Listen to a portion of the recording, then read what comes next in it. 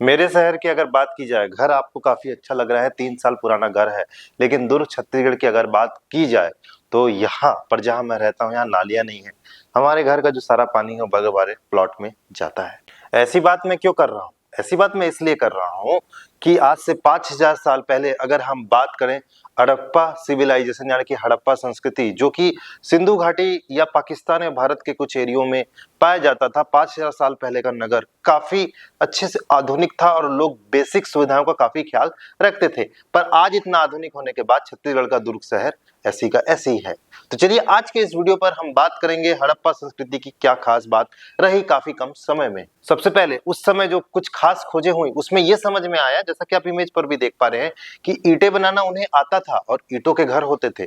उसी तरीके से भंडार गृह, मतलब जहां पर स्टोर किया जाता था, जैसे आजकल हमारे यहाँ वेयर हाउस होते हैं या फिर प्रोक्योरमेंट, किसी चीज को स्टोर करना, वो सब सारी सुविधाएं थी इनके समय में। और साथ ही ये 2 मंजिला घर बनाना जानते थे, मतलब इनकी जो घर पाए गए हैं वो 2 मंजिला थे।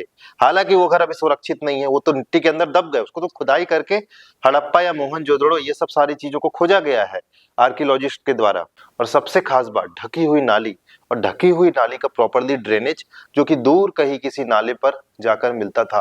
और उस समय तो कोई पॉल्यूशन था भी नहीं और ऑटोमेटिकली नदी उसको रिकवर कर लेती थी। तो इस तरीके का अरेंजमेंट की उनके जगहों पर नालियां जो थी वो काफी ढकी हुई थी और एक तरीके से ढालदार स्लोप, जो कि पता भी नहीं चलता था, ऐसा स्लोप दिया गया था जिसमें पानी आसानी से एक स्थान से दूसरे स्थान जा सके। और साथ ही वहां पत्थर की मुहरे, ऐसे सबूत मिले हैं जिसमें पत्थर की मुहरे वहां पर खोज हुई है।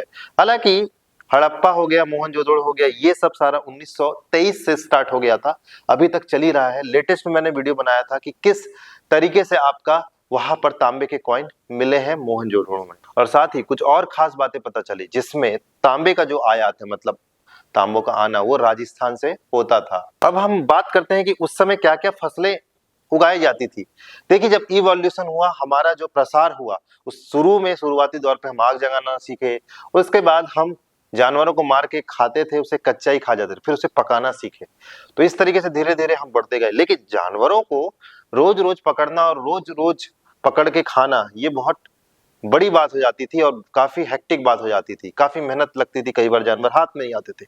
तो उसके लिए फिर इंसान ने उगाना सीखा। तो ऐसे करके क्रमवश विकास की ओर हम आगे बढ़े। उस समय आपका गेहूं हो गया, जौ हो गया, दाल हो गया, चना हो गया, ये सब उगाना जानते थे। मतलब 5000 साल पहले भी ये सब सारी चीजें उगाई जाती थी। साथ ही सबसे खास बात, जो प्रमाण मिले हैं, हालांकि एक्चुअल हल नहीं मिला है, लेकिन उससे रिलेटेड जो खिलौने, छोटे छोटे खिलौने उन्होंने बनाए, उसमें आपका हल का प्रयोग करके दिखाया गया है। तो इसका मतलब ये कि वो हल चलाना जानते थे। और साथ ही कच्छ के इलाके में जो इलाका है, वहां पर जो पौंड में है, उससे ये पता चलता है कि उस समय नावों का, बेसिक लकड़ी की नावों का उन्होंने उपयोग जान लिया था कि कोई चीज कैसे फ्लोट करती है।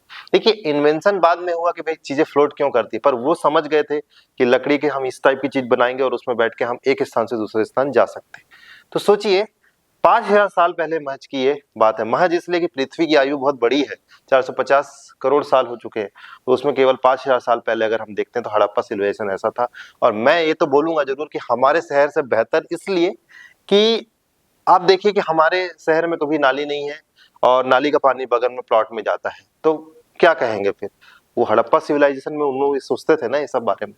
आशा करता हूँ दोस्तों ये वीडियो आपको अच्छा लगा होगा, इंटरेस्टिंग लगा होगा, काफी कम समय में मैंने बताया। तो चलिए मिलते हैं अगले इंटरेस्टिंग वीडियो में। वीडियो देखने का बहुत बहुत धन्यवाद।